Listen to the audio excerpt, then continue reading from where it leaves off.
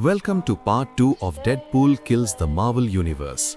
कहानी आगे बढ़ती है जब फ्रेंडली नेबरहुड स्पाइडरमैन और डेडपूल आमने सामने होते हैं।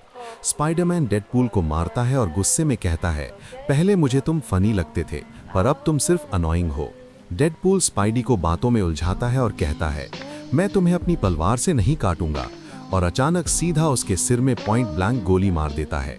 स्पाइडी वहीं ढेर हो जाता है। अब बारी थी अर्थ्स माइटीएस्ट हीरोज दी अवेंजर्स की। सारे अवेंजर्स एक मीटिंग कर रहे होते हैं कि डेडपूल को कैसे रोका जाए। तभी वुल्वरीन को पीन पार्टिकल्स की स्मेल आती है और कैप्टन अमेरिका खतरा भांपकर चिल्लाते हैं, अवेंजर्स टेक कवर। पर तब तक बहुत देर हो चुकी थी। एक बहुत बड़ा ब्लास्ट होता है और लगभग सारे अवेंजर्स राख बन जाते हैं। इस ब्लास्ट में 2 अवेंजर्स जिंदा बचते हैं, अनब्रेकेबल स्किन वाला ल्यूक केज और God of thunder Thor. Deadpool hang Pym के चुराए हुए पीन पार्टिकल्स का यूज करके एक बॉम्ब को छोटा करता है और ल्यूक केज की कॉफी में मिला देता है।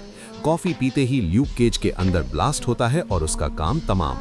फिर एंट्री होती है गुस्से में आग बबूला थॉर की। पर डेडपूल यहाँ भी ट्रिक खेलता है।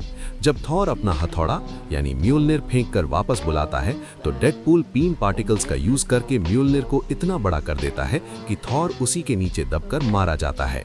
थॉर को मारने के बाद डेडपूल सोचता है कि अब आगे का रास्ता आसान होगा, पर तभी वहां अचानक एंट्री होती है गुस्से से भरे दी इनक्रेडिबल हल्क की।